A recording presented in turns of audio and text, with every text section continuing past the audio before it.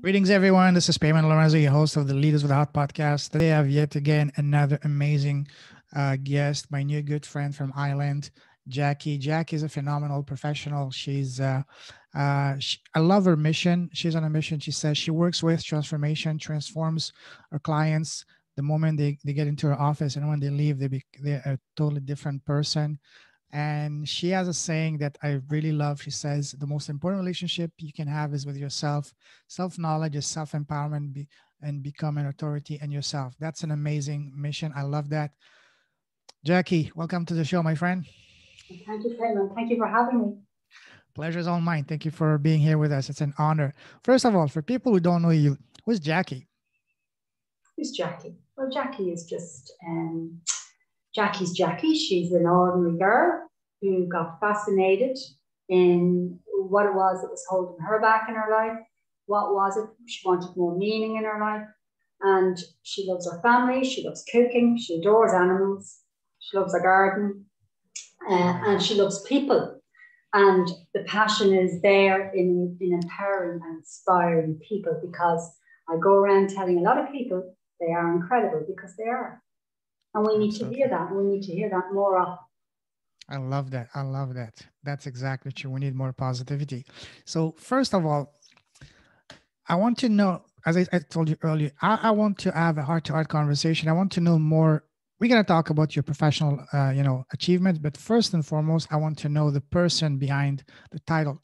So first of all, what makes you happy?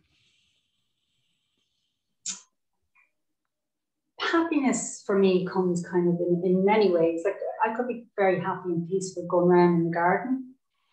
I could be very happy and peaceful when I'm dancing. I love music. I love to dance. Wow. I could be really happy and peaceful with my daughter, sitting with my daughter, having a conversation, or her giving me some of her wisdom, because she comes out with very wise statements. And she's only 14. And just being here home with the dogs, watching TV with my husband and my daughter, and a nice comedy movie that I can laugh at. And yeah, and the sun. I love the sun. I love a bright sunny day. I love to watch the snails in the garden and the ladybirds. I love all that sort of stuff. And I love the beach. I love the water. Awesome. What makes you smile? My daughter. My dogs. Watching the dogs play, they're fun. Hilarious, the communication between them, personalities that they have. Looking at people maybe doing a kind action. Just the interaction of people. Yeah, that's what makes me happy. And just to be healthy, to be well, and to be able to get up in the morning and put my 2 feet on the floor and know that I can get up and make myself a cup of tea in the morning, because that's something that at times maybe could be taken for granted, and it's absolutely incredible to have the health to do that, and I'd be very mindful of that. You know, one of the most powerful answers I heard about on that question, what makes you happy and smile? I had a podcast last night with a very smart young guy from Australia, and he said, "What makes me happy is in the morning when I wake up." That is so true. That is so true. Yeah. What makes you sad and angry? Unfairness.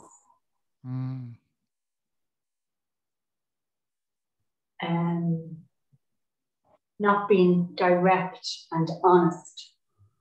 I think so much more would be achieved by just being honest in the situations without any alternative agendas or biases. So unfairness, dishonesty, and not being direct. I think if you're direct and you're truthful in that directness, so much can be resolved and solved. And it's within the indirectness and the mixed messages that comes the confusion and the frustration. So I love direct, honest, truthful conversations, just like this one. Absolutely amazing. I love that. What scares you? I don't like violence. It unnerves me. In actual fact, I've gone to the stage in my life, and I've become really aware of it over probably the last 8 to 9 years. It was always there, but it's really magnified for me now. I can't watch any form of violence. I don't care if it's a movie and it's not real. It's not real. Like some might say, well, this is not real, but I don't like it. It unnerves me. It makes me agitated, and why would I want to watch it? Why would I want to watch anything like that will make me feel actually really uncomfortable? So I don't watch, and that doesn't make me ignorant or that I'm in denial of stuff that's happening in the world, but I hate violence. Yeah, beautiful. That is so true. I agree with that as well. Um, Let me ask you a couple of fun questions. You know, when we're kids growing up, especially in primary school or middle school, everyone asks us, whether it's parents, teachers, family, they ask us, so Jacqui, what do you want to become when you grow up? What was the answer back then? I was dancing back then. I loved Wow. dancing. I was dancing and I was a good dancer. And I won a What few kind of dancing? competitions in my time. Disco dancing, they call it. Oh, wow. Like Michael Awesome. Jackson and real 80s Wow. music, showing my age. I loved dancing. So I entered some talent competitions and I'd win them. Amazing. Wow. So I did love to dance. Yeah. Yeah, and I loved the music. So I suppose at that stage when I was young, because I remember doing reenactments of Grease. So I did. And Oh, Grease was a big yes. movie then. Mm-hmm. That was in 1979, that was it. And the music within it. So there was a great era there of music You know, that came out at the time, yeah. I keep hearing that the 60s and 70s were amazing times. I wish I was born earlier so I could have experienced that myself. You know, I see that when I talk to people who were, privileged enough to be, in their prime, which is like say in their teenage years or early 20s and the 60s and 70s. They're saying it was absolutely phenomenal time to be alive. The 80s for music Oh, yes. was incredible. Oh, And yeah. even the way, venues were done for music, there was live events, live music at local level, not big concerts. You didn't have to go to big concerts, it was live music. And I think that would be nice to see more of that coming back at a local level, not at a massive, huge level, big concerts, but Oh, yeah. local musicians, yeah, that would be more of that.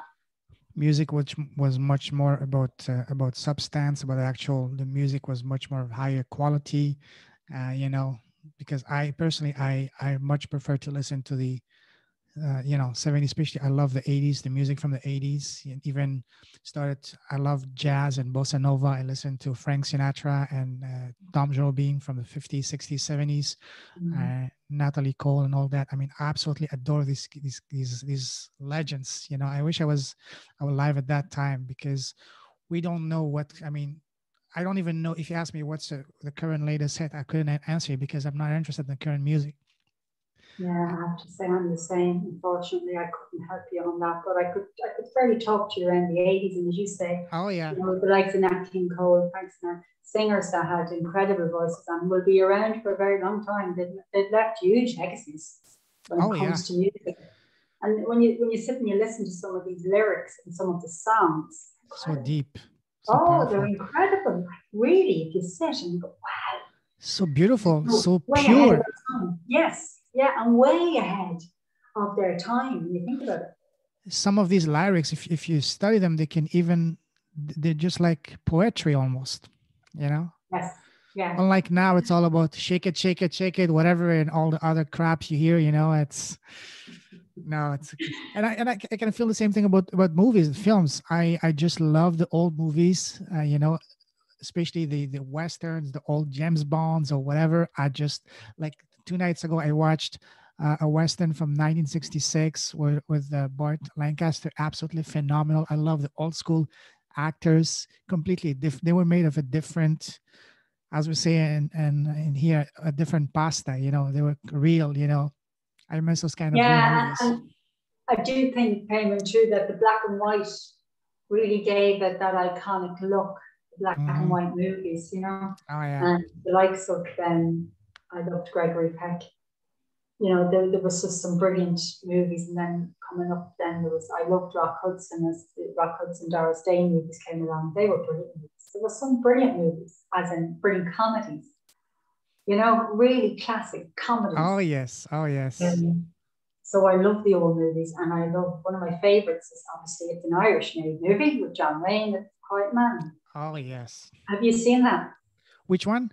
The Quiet Man. I will write it down. I will look You it up. have I to will. watch that movie, The Quiet Man. Okay. and I'm telling you, you love that movie. Did you say it's with John Wayne? John Wayne and My Maureen God, Calder. big fan of him. He's a Right, legend. okay. Oh, well, then you've got to see The Quiet Man. That's an incredible movie. Yeah, and I think I'd Uh, love your feedback. You'll have to tell me what you think of it because, well, that's kind of a movie I've watched a lot. mhm. Oh yeah, I no. keep watching it, so anyway, It's the most amazing. We started talking about dancing, and we get into music and all that. See, I love that. So getting back to the schooling years, growing up and being a student, what was your favorite subject in school?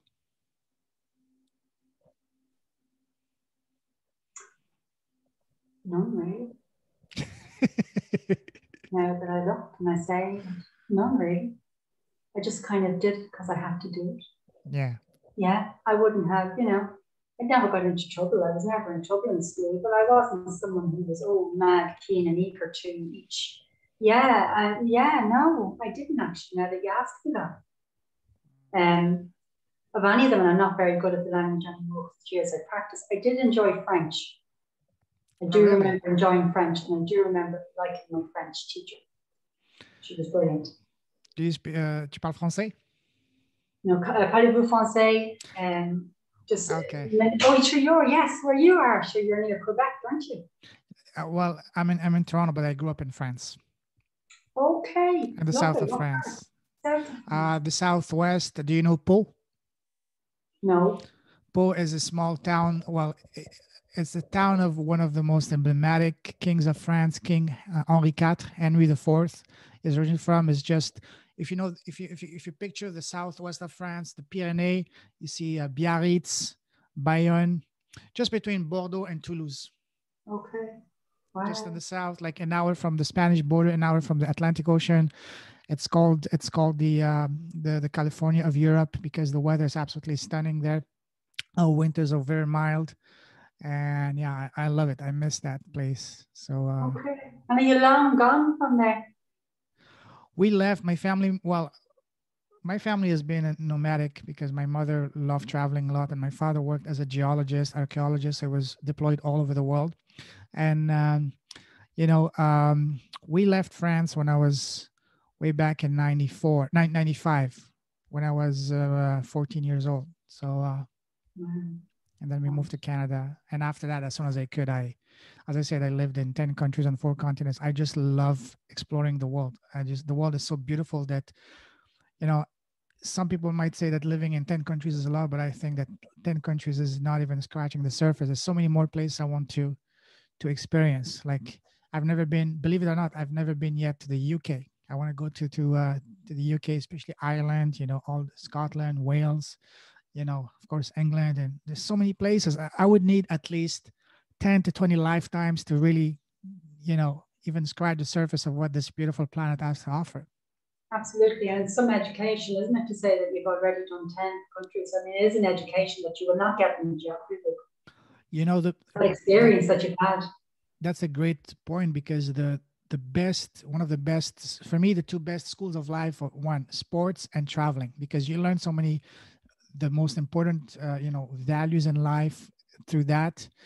Like, there's it's one thing to learn about, say, history, for example. Let's say you want to learn about Roman Empire. It's one thing to learn it through books or classes, but if you actually go to Italy, go Mm. there, see the Roman buildings, talk to the people, what you will learn in just 1 week, it's going to dwarf anything that you can get even on a PhD level. Because if you take it at school, you take it because you need to, because you pass, unless you're really passionate about it. But if once you're on the ground, you smell the air, you see it, you talk to the people, you taste the food, you talk, that's something that you will remember it for the rest of your life, and with a lot of pleasure, as Yeah. opposed to, oh, just another class I have to take just because I need it.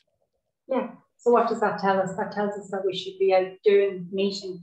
This pandemic, as we were talking about earlier, this pandemic really for me has been powerful because we're able to have conversations like this. You and I, the likelihood of you and I ever having this conversation in this moment now, talking, meeting, being friends, maybe would not have happened only for the pandemic. Absolutely. And I think this is incredible because I've got to talk with a huge amount of people. You're Toronto today. I was in Arizona last Friday. I was in Sydney. This is incredible. It allows us to travel around the world without leaving our house, our homes. Yeah, but it allows us also to experience the person that we're speaking to, because I do firmly believe that you get a real sense of the individual, you and I here today. And it's powerful that the internet can do that, that we can do that and connect like that. Where 30 years ago, we couldn't. It was unimaginable. Absolutely. And the most powerful thing I've learned and living in all these countries, that no matter where you are, I grew up in France, I lived in Canada, and even in the US, I lived in Brazil, I lived in China and Hong Kong and the Philippines and Thailand. But all over the world, the one common denominator is that it doesn't matter where they're from, people are people. They all want the same thing. They all want to be safe. They want to be loved, respected, and they want to be able to follow their dreams. It doesn't matter where you are from. At the end of the day, a person is a person, and that's the most powerful lesson I've learned so far traveling, and that teaches you about being respectful of others and accepting of others. Don't just look at what's outside, whether they're black, white, yellow, green, or whatever. At the end, we all have the same red blood. Absolutely. And I do feel that fundamentally at our core, each and every one of us, all we want to do is that we feel we belong. There's nothing more hurtful to feel that you don't belong, whether it's in a conversation in a room with people, whether it's when instinctively. All we want to do is feel we belong. And that's all we want. Absolutely. Belonged and respected and valued. Yes. Absolutely. Yeah. Absolutely.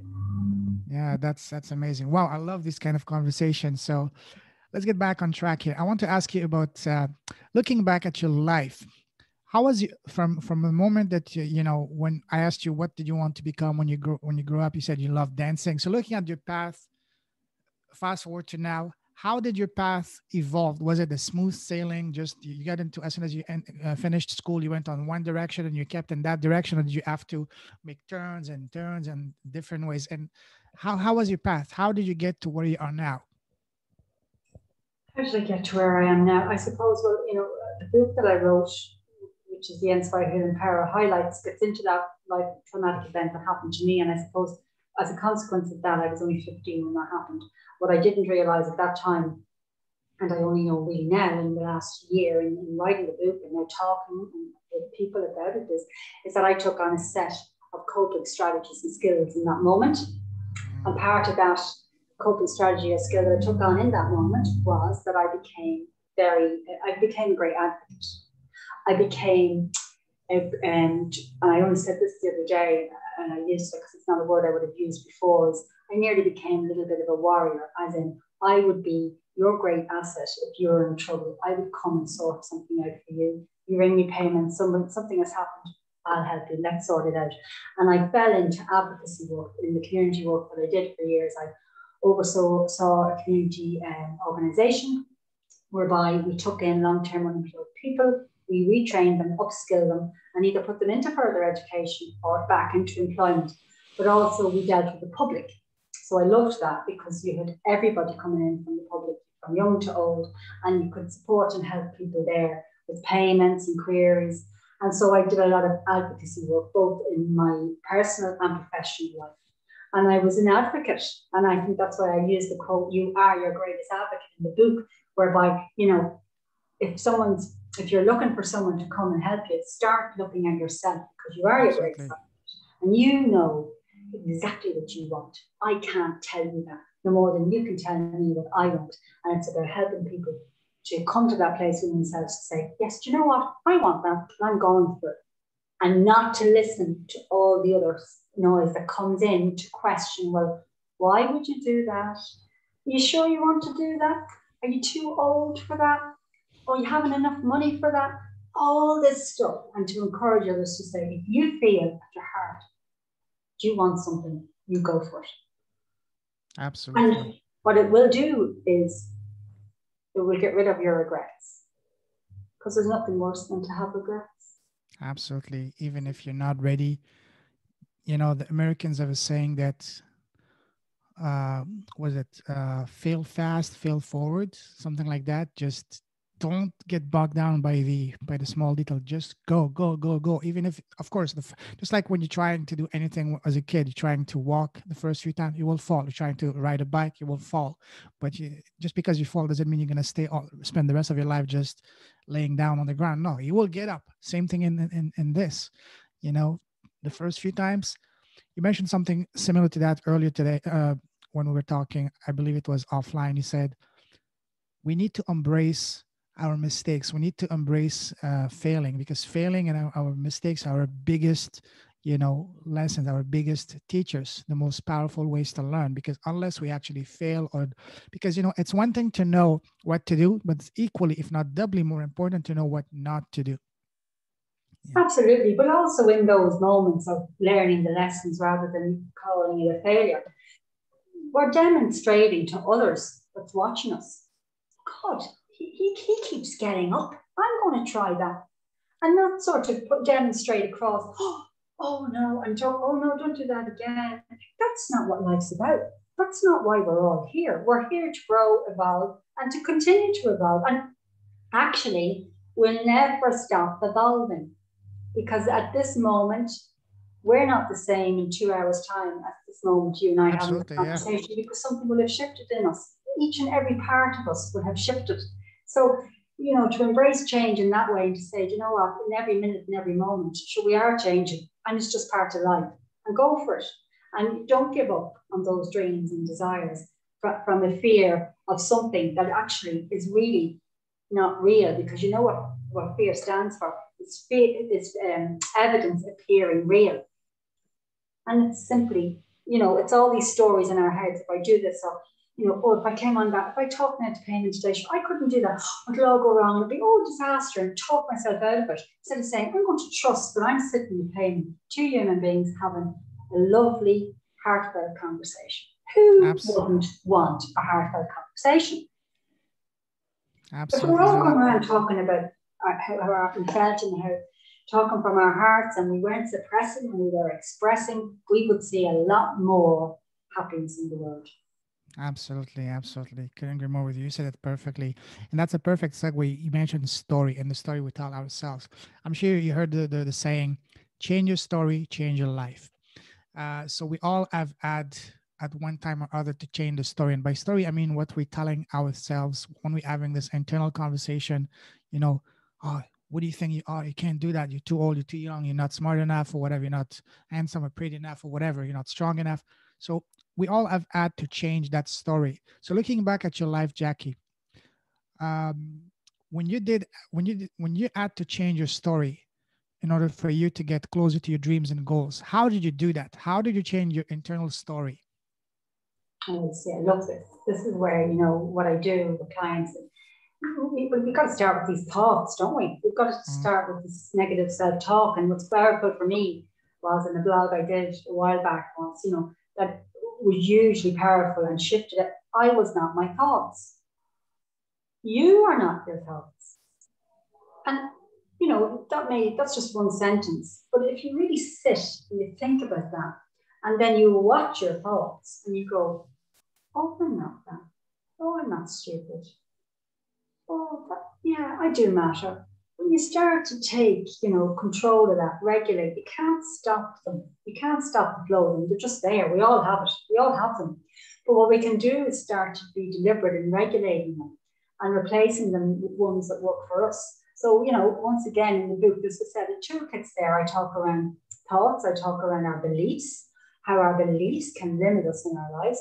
I discuss labels, because labels just set very quick definitions of people, because, you know, one word can all of a sudden get you to create a situation whereby you have an idea of somebody, and to question those labels. you know, because just because they are that doesn't mean that that's the box they're meant to fit into. Yes. And then I talk around forgiveness and I talk around love. And I know from experience, and that's why it's in the book, is that if they didn't work, I wouldn't be endorsing them and promoting them. But I guarantee that if someone tries them and experiences themselves, because it's a very personal experience, this is where the transformation happens. And this is where we step into our power. And this is when we rewrite our stories. And we can change them to be anything we want. And this is hugely powerful. And there's not enough education out there to give this information to young people who are coming up, and they can write any story that they want for themselves, regardless of their environment, regardless of where they're at right now. They can change all of that. Amen. Preach. Absolutely. Absolutely love that. I will definitely have to re-listen to this myself because you've been dropping some amazing wisdom. Absolutely love that. Tell us a little bit about your business. What do you do? Oh, I'm I suppose the official titles that you might give me is that I'm a life and mind coach. I'm a solution-focused hypnotherapist. And then, as I said, I've recently published the book, which is Inspire, Heal, and Empower. So I love. Are these what we see behind you, the books? Oh, these are the books. Yes, Inspire. And it's a beautiful book. It's a soul piece of work. There's poetry in it. Might read a poem for you if you want. Sure, absolutely. Yeah, imagery of it. And it's really an honest and truthful insight into my journey, in the hope that somebody sees it, reads it, and takes whatever they want out of it for themselves. And I think by being so honest and truthful, Payman, my hope is that people connect with that and say, oh, wow, I can do that too. And I don't have to feel stuck, you know, where I'm at. And I can change anything I want and reframe anything I want. I've took a situation and I've made it work for me. I haven't stayed in that position whereby, you know, I allowed it to bring me down. I said no. And I actually, there's a toolkit in the book. I say, give it up and give it back, because none of it belonged to me. That's a powerful thing to do, because it was somebody who came in and interrupted my journey, and I've taken my own power back. Lovely. That's amazing. Show us your book. I want to see the book. Wow. Fantastic. So a true story of finding your voice, breaking the silence, and trusting one's knowing. Inspire. Okay, let me write the title. And I will definitely put the title in the show notes. Where can people get this book? Is it on Amazon or? Yeah. All right. I'll definitely get one myself. Okay. Okay. Inspire, heal, empower. Love that. And that's me, and that's my 15-year-old self. Amazing. Wow. And then in the book, I've got lovely imagery I've created. There's pictures of me when I was little. Wow. And I've also created, not me personally, I got a friend of mine, he's an illustrator. I thought it was so important because of the emotions and the feelings, the intangible stuff that we experience in these traumatic moments. I thought it was really important to try and create it in an image for people so that they could see it. So I created an image and we called it the swamp-like figure. And I'm going to show it to you now. And it's a powerful image of the perpetrator. Wow. And yeah, and I just think it really does bring it home then, just to see it in an image. Wow. And it gives people ideas that what they can do through art or writing down, taking stuff from their head onto paper, which shifts the dynamic of how we feel about it. And we also can disassociate and detach, and no longer it's within us, it's outside of us. That's when we take our power back again, because I love all this. And I've written poems. Would you like to hear the poems? Absolutely. You don't even have to ask, please. Okay. So this is for all of you, right? Who's listening, and this is for Payman, but it's written in the I, but you can take, every time I say I, you can take it for you, say it to yourself, okay? Sure. I must be obedient to the callings of my soul, to be my truest self, to find calm, fulfillment, and peace of mind, I must listen to and be obedient to the callings of my soul. Wow. To be whole, to find my true meaning, I must listen to and be obedient to the callings of my soul. For if I am not to listen, I will only be a shadow of myself. I must listen to and be obedient to the callings of my soul, to the callings of my truth, to who I am, to what I am, and to what I am here to do. I must rise above my fears, worries, and doubts. Mm-hmm. To be able to go to that safe place within me that has everything I need. I must listen to and be obedient to the callings of my soul. I must be obedient and trust the callings of myself. Yes, I choose to be obedient and to listen to the callings of my very soul. So at last I have found myself truly at home. Lovely. I love it. I like that. So, I don't like it. I love it. So Jacqui, speaking of calling, have you found your calling? Yeah, I think I'm doing it. I think that's I'm an amazing feeling, work. Yes. Yeah, I think I'm doing the work I'm doing, and I think the books is so peace. And the aim and the intention is for it to make transformation for people who read it. And if it does that, payment, wow. Absolutely. Just as I told you before we got live, I said, no single person can change the world by themselves. But if all we can do is inspire just one person, then that's, as far as I'm concerned, I'd be happy, just, and then that person goes on to inspire another person and so on and so forth. Then I would be the happiest person in the world because my mission would have been complete. Actually, speaking of that, I read a quote about someone famous. I forgot the name. Said, he was asked, "What's your meaning of what's happiness for you? What's a success? What's being successful for you? What does it mean? Is it to have unlimited amount of money?" I said, no. For me, successful is if, as a result of me being here, the life of one person has been touched. They were able to smile more and be happy and go after their dreams and aspiration. Then that for me is the most powerful description of being successful. And I couldn't agree more with that. If you can only inspire, if I personally can inspire just one person, if me and you talking, having this beautiful conversation now can inspire just one person to go after their heart, to follow their dreams, and also not only building a business, but building a business with a heart, business that impacts, then I would feel completely fulfilled. That would be the utmost for me. That would mean more to me than any amount of money or any amount of material possession. And I do mean it really. I'm not just saying it just to look nice, but I really do mean it. Oh, I so get that, because you see, that's the intangible and that's the immeasurable part that we really can only take from within. And you're right. Yeah, we all need money. I'm not saying we don't need money. Sure, of course we all need money, but you can't take that with you.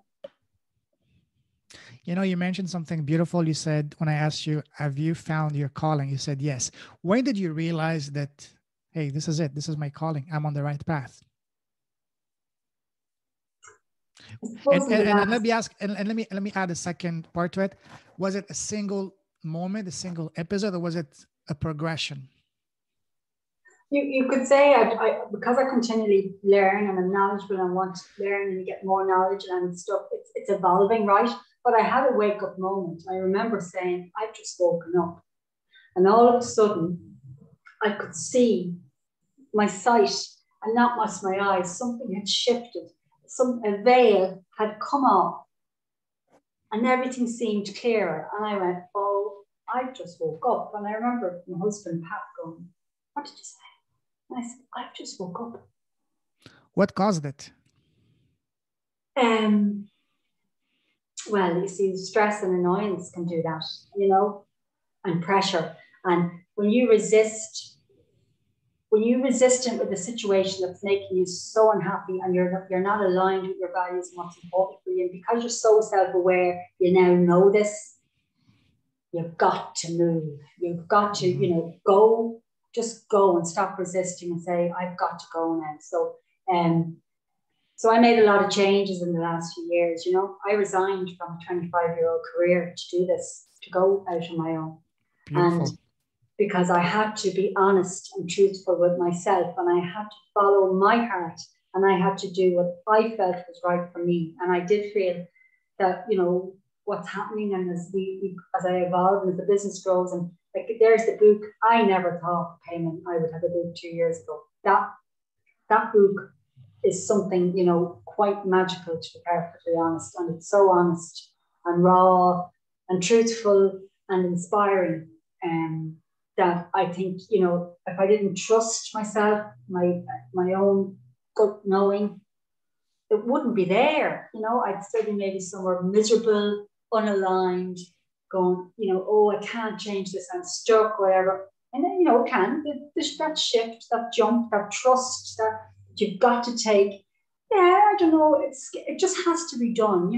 What we resist persists. So that's the hint. Yes. If we stop resisting and we go with the flow and we just trust and we stop, rather than, okay, I want this to happen, and just trust and allow and say, no, I've done that. And as a consequence, there's a cause and effect. And trust that every action we do and every conversation we have and how we behave in that moment has a cause and effect and an impact, maybe beyond what you and I will ever see or know. Totally, like yes. Today, somebody will maybe listen to this and make a huge decision, but they may never come back to you and say, I heard that on the podcast, that's why I did that. So we just have to do what we do in the trust and in the knowing that we're doing what's right for us right now. And I think when we work from that place, something very powerful happens. Absolutely. And you mentioned something is that when you said that we might say something that can inspire someone else's, because we are all connected. Everybody is connected. We all at the end of, and I just had this conversation just before you with that wonderful lady Claire from the UK as well. She said that we all we're all energy, we all vibration, frequency.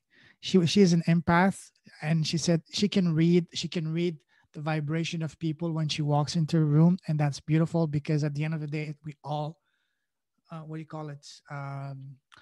A sphere of just energy. Some people can feel it, and she can feel it, even if you don't know that person, you're completely far away from each other, like distance wise, you can still feel that vibe, that energy, that frequency, because we and the universe is perfect because it brings and it puts all the right pieces, the right people at the right time. Like sometimes you're just thinking of something and you go on YouTube or whatever online and you get a video on that very topic. Yes. It's almost as scary that the AI can actually read your mind. Well, it does, but and here I think it's way beyond the AI. It's more like the universe stepping in to show you the clues, the cues that hey, you're on the right path. Just like we're on a quest, a treasure hunt to find our own, our own path. And just like in a treasure hunt, you have they leave some cues along the path to guide you, and that's exactly it. Yeah, it is, and it is about that trusting. And as you say, yeah, when you put it out there, so say red car, but I wonder how many red cars now you're going to see between now and tomorrow. Since I said red car, And that's one of the reasons why I started this podcast, because I want to get my message out, hoping that I can find my voice and I can attract other like-minded people that together, as I told you earlier, my ultimate vision is to build a platform, a community to attract like-minded entrepreneurs that are enlightened souls, building impactful businesses, so that together, collectively, we can inspire others to do good. So together we can shift the frequency of and the vibration of this planet into a more positive direction. Because again, not any single one of us can change the world single-handedly, but we can all, if we do even a tiny little bit in our own little small sphere of influence, and then we inspire just one person. I'm not asking to inspire a million, just inspire one person and help one person, and then that person goes on and help another. Because at there will be time that each and every single one of us will need some kind of boost, whether it is a moral push, just like an encouragement or whatever. And then just because a lot of time what people need is self-belief, believe in themselves, have been beaten down by society, by circumstances, by whatever, that all they need is just someone to say, hey, you can do it. You're more than enough to do it. Yes. We believe in you. The universe is God, whatever you want to call it, is cheering for you. I'm cheering for you. And I mean it, not just saying that to be nice, but because I really mean it. And that's what the world needs more, I see myself as a cheerleader because I want to encourage and be the biggest cheerleader for people who are making a positive change, a positive impact, you know? Absolutely. Yeah. And, you know, but, you know, by doing that and being that, that for itself is like just energizing. The energy is just, you know, phenomenal. You can't measure that. Yeah. As I said, I've lived in 10 countries and 4 continents. I've been involved in businesses around the world, but no business so far has made me that fulfilled, that passionate, that, you know, that energized. Like, I feel like a different person. As I say, I was saying the other person just before you, what we need is we need a purpose. Once you have a purpose, you have passion, and then you have energy, then you can work on what you're doing, like 20 hours a day, 100 hours a week, without even batting an eye. In the morning when you wake up, you're not going to be reaching out for the alarm just to shut it down. Instead, you won't even need an alarm clock. You will be automatically jolting out of bed like a rocket, full of passion, desire, because you have something that's bigger than you. Like me and you and anyone listening to this, we are blessed that we do not have to worry about what we're gonna eat today or where we're gonna sleep tonight. But there are people that are still, you know, facing that challenge on a daily basis. And I'm not asking to, you know, we're not here to, you know, to whatever, do whatever, but we can inspire just one person. All it takes is just one person. Even that person is currently, you know, being beaten down on the side of the road. If you can just treat them as a human being with respect. Like a lot of time we see a lot of homeless people, you know, we just ignore them like as if they were part of the scenery, you know. But if we just say, hey, how are you, what's your name, how's your day, just as treat them as a human being, that You can be have a way to. to help someone, because they will see that, hey, there's actually goodness in this world. They can Yes. get back their belief in humanity and then get back in themselves. Yes. Compassion. Exactly. It doesn't cost anything. No, compassion and a smile. The smile is, as I told you earlier, the most beautiful, the most powerful, the most impactful business card is a smile. It is. Yeah. It is. And do you know, as children, that we smiled 300 times a day? And I wonder Wow. what's happened as adults. I wonder who took all the smiles from us. I wonder what happened in between us being children to being adults. I just wonder what sort of conditioning there stripped us from some of our smiles. So I love to put those smiles back on people's faces and condition them back to the children that they were. And they smiled between 300, I think, to 600 times per day. Wow. You know, there was a doctor, I forgot the name, I read somewhere that he said he was very famous because he had a very high rate of healing his patients without using any medicine. All he said is, you know, I'm going to prescribe you 1 hour, if not 2 hours, of laughing every day, of smiling. And that's going to reboost your entire, you know, immune system and all that. And seriously, it makes sense. We need to smile and laugh more. We need to watch whatever's going to make you happy and make you laugh. Mm-hmm. Laugh in a good way, not laughing at others, but laughing in a good way. Oh no, laughing. That's why I love comedies. Yeah, That's why I exactly. just love. I And just you love know, to watch comedy. I will say something. Maybe some people will think I'm kind of whatever, but I love watching cartoons, especially Tom and Jerry's. You know, Get that? No, I love cartoons. And I Disney love all those. cartoons. I love all those programs. Yeah, Exactly. Tom and yeah. Jerry, or you know, Sam the Pirate, or whatever. What do you call it? I forgot the name in English. In French, we call it Titi and Grominet. The small little bird and the big cat. This, yeah, Sylvester and Tweety, Tweety, the small little Tweety, yellow bird. You know. Tweety, Tweety. Yes, yes. Thank you. Yes. Yeah, I love all those old cartoons, and I love them. I don't know whether you remember Penelope Pitstop. Which one? Penelope Pitstop and the Chain Gang, and there was always somebody trying to kidnap her, and she had No, you don't remember no. I Penelope mean, yeah, Pitstop? Yeah, I love all them. yeah. Absolutely. We need to again. Seriously, if there's one thing I can suggest people is add 1 hour of laughing or smiling into your daily habits, whether it's watching cartoons, comedies, or whatever. It's gonna do wonders, way more wonders than any medicine. You know. Yes, or put music on, because within a few minutes of something that you love, like I love something upbeat and something that's going to start to get me to move. Sure, it just totally shifts your mood. You can feel yourself lifting. So all these things are just naturally putting you back into your natural state. Yeah, absolutely. Which Wow. I love. Yeah. Jacqui, I love this kind of conversation. This is why I do this podcasting. I love it. I'm not doing it to get any money. I'm not getting anything. Actually, it's quite the opposite. It's actually, taking me a lot of time each day, but I love it. I wouldn't change it because it's the connection, the people. Wow, that's amazing. Let me ask you some fun question. Sorry, before I ask you the fun question, the theme of this podcast is leaders with a heart, that is people that are building impactful businesses and giving back to our society. What cause would you say you're most passionate about?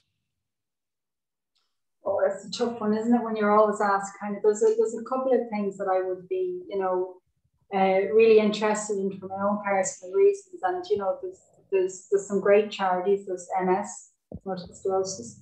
There's Oh like, yes. It's funny. I have actually one of my good friends is also from the UK, from Liverpool.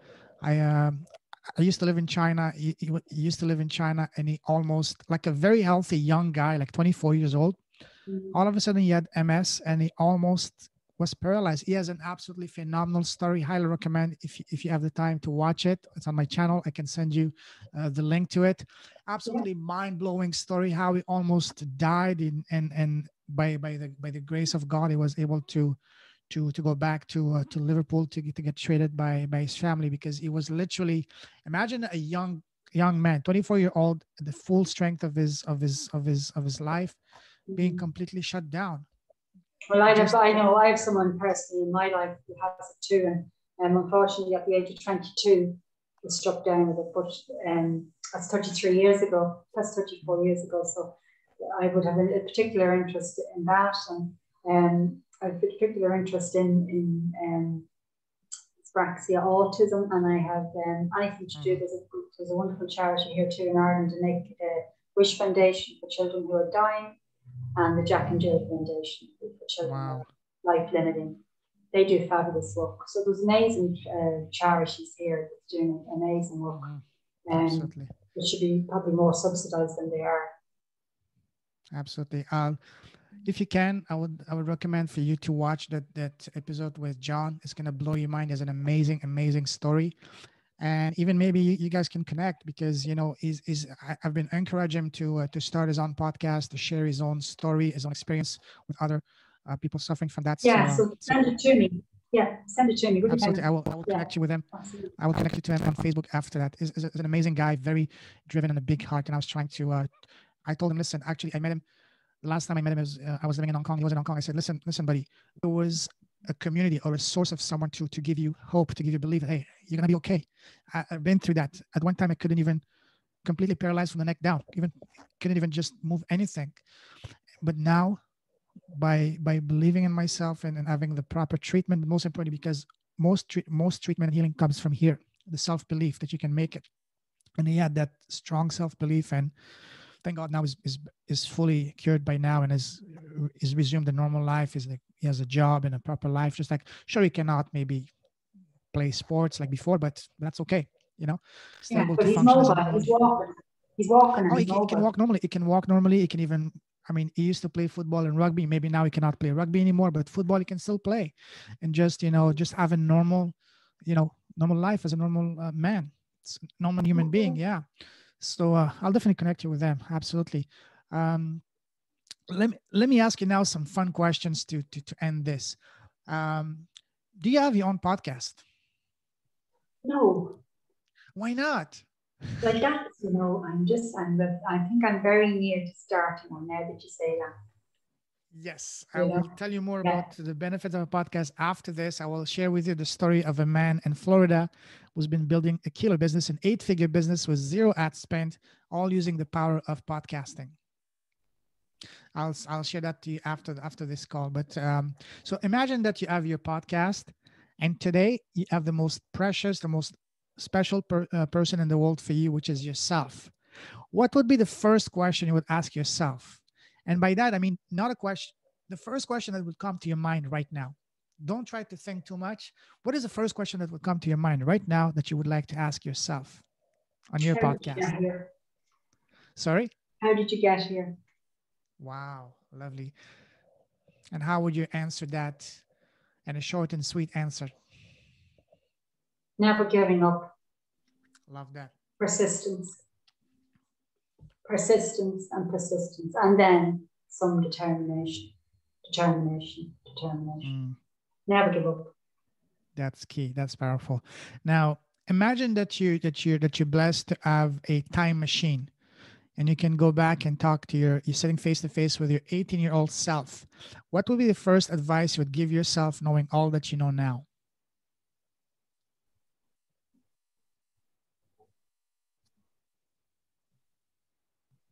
They say, and I shouldn't say because now I've thought, they say that you should never change the course of your life, that it is what it's meant to be, right? So therefore everything has a lesson, the time was there and the time is now. And I do truly believe that where I am now is where I'm meant to be right now. And that's why that you're evolving and evolving. What would I say to my 18-year-old self? Don't put yourself down so much. Don't stress so much. You've got this, and you're incredibly powerful, and you don't know it yet, but you're going to find out. It comes back to what we were talking earlier: is change your story, change your life. Yeah. Wonderful. Imagine now that you add, let's say you were to meet God, and God were to ask you, Jacqui, you've been an amazing human being. Now I want to grant you a wish, and that wish is you can have any superpower for the rest of your life. Which one would it be and why?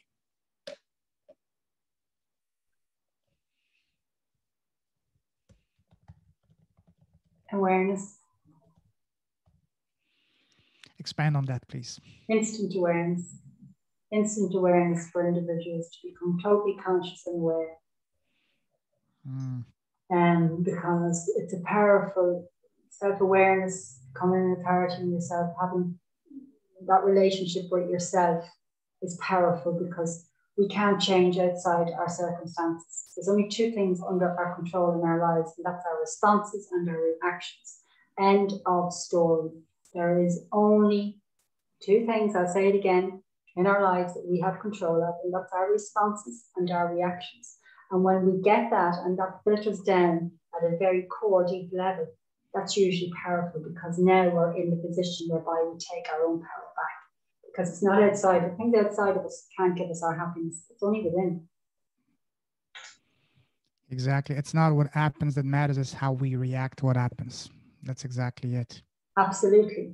And, it's powerful to not react to certain situations. Simply to not react, to keep your calm, to keep your peace of mind, and to not give up your energy into things like that. That's usually powerful.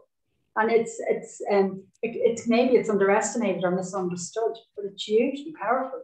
Silence is more powerful than noise. Oh, absolutely. 100 times more powerful. Oh, yes. Oh, yes. Just one of my favorite songs that by Depeche Mode, Enjoy the Silence. That's exactly it. 80s music. Enjoy the silence. Let me ask you one last question. Again, imagine that you're lucky. I mean, not lucky enough. Imagine that now you're blessed to be meeting God, and you have one question to ask God. What would it be?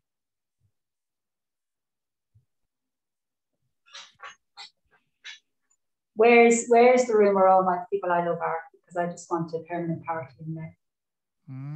Awesome. Fantastic. Wow. Cool.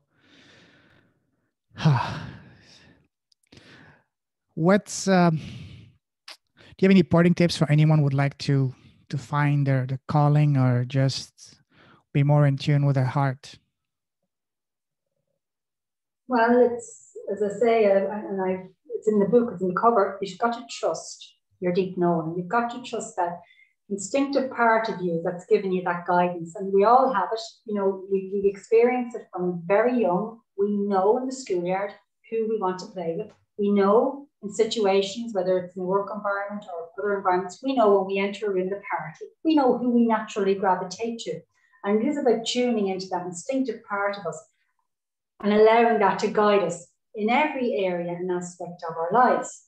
And to really, start to become aware of your thoughts and your beliefs and, start to get curious about them. And are they in some way limiting you from who you want to be? And if they are, well, then you've got to start to work on them. And you know what? That's okay. And it's okay to be vulnerable, and it's okay to get frustrated at times, and it's okay to get upset about it. Just once you get back up again and you keep going, because you've got this.